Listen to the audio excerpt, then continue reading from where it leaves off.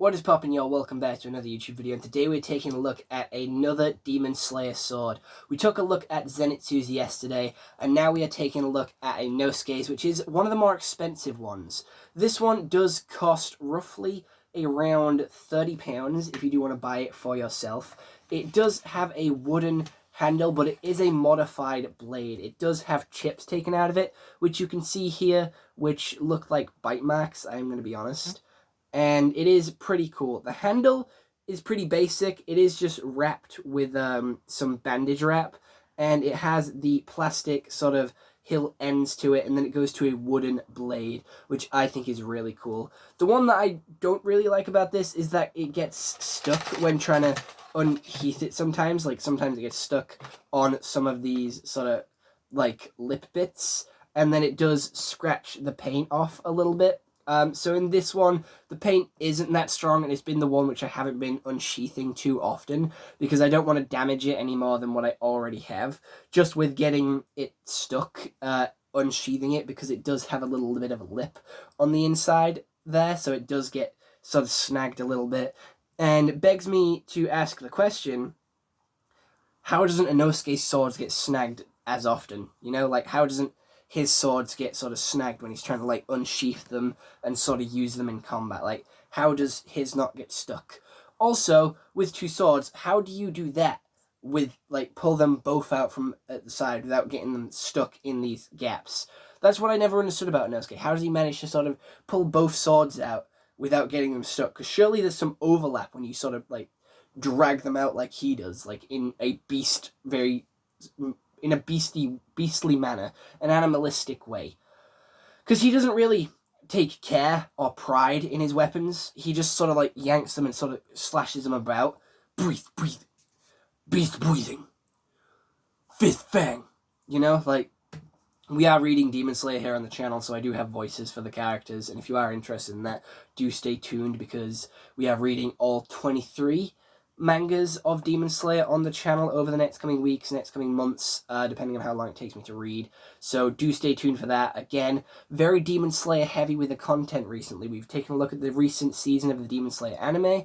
We have taken a look at a couple of other things as well. We've done, like, Demon Slayer swords. We have a couple of Lego customs from Demon Slayer on the way, and we have more Demon Slayer anime figures on the way as well as reading Demon Slayer. So very Demon Slayer centric this October, very Demon Slayer sort of content driven today as well, very exciting. But this sword is very detailed, it looks cool. I do believe it's thinner than some of the others just because of the gaps taken out of it, and it is one of the more interesting swords. I think it's got a very basic sort of, like, hilt and sort of casing, but that just adds to it. Because it's, like, mummy wrapped, it looks pretty sick. I'm going to be honest, it is wrapped really nicely, it's wrapped really tight, and it just adds that extra bit of grip onto it, which you don't have with Zenitsu's. Like, you can't grip onto the handle, it's quite slippy and glossy. Compared to Inosuke's, there's a lot of grip there. And again, it's a great cosplay tool. It isn't hard. Like, for example, yesterday, in yesterday's video, I was, like, hitting my arm with Zenitsu's sword. They don't hurt, they are very weak swords, and if you did go full whack with it, it would probably snap, splinter, and shatter. So they're very much for cosplay and decorative purposes only. And I did want to hang them on my wall, because I think it is badass to have, like, a sword hanging on your wall. I don't know why, I just think it's fucking cool. And I wanted to sort of put them around my room. These are the only two that I am getting. I probably won't get any more Demon Slayer swords, I'm going to be honest. I don't think they're that exciting or that interesting, and they are quite expensive, at like £30 to £40 each. So I don't think I would get any more, but I do have Inosuke, who is my favourite character, and he's the one which I really wanted to get, so I'm glad that I finally got a Inosuke sword. I did think I was going to get two, because of the price jump from Zenitsu's being 23 and Inosuke's being 34. I did think I was going to get two swords because that's, like, you know, what he has. But no, it's probably just for the extra bandage wrap, for the sort of effort to cut out each of the gaps and still paint it. So it's a lot more effort to make one of these than it is to make Zenitsu's. So I do understand the extra sort of £10 price gap. But it is still a little bit upsetting that I do only have one, as Inosuke does run around with two. It's a great cosplay tool. It is beautiful. You can buy these from other places. You don't just have to get these from Amazon. You can buy these from like the Maid Cafe in Manchester, and you can buy these from like cons and sort of York Unleashed, Leeds Unleashed, New York Comic Con, places like that. You can buy variations of these, which I do think is really cool and really exciting. But yeah, this is my Inosuke blade.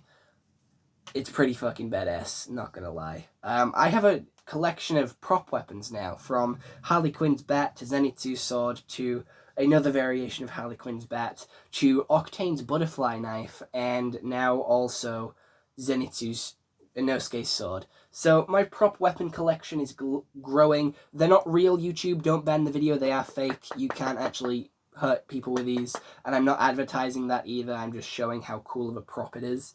But other than that, I hope you all enjoyed this YouTube video. I'll see you all next one. I hope you all have an excellent day, and goodbye. Stay home and stay safe. Again, I do apologize for the video being looking at my face and not just the sword. I just don't have a video space big enough to record just the sword. Like none of my sort of places where I would normally record, like Lego sets and stuff like that, aren't big enough to sort of fit the sword in. So other than that, I hope you all enjoyed, and I've already outroed, so I'm just going to disappear.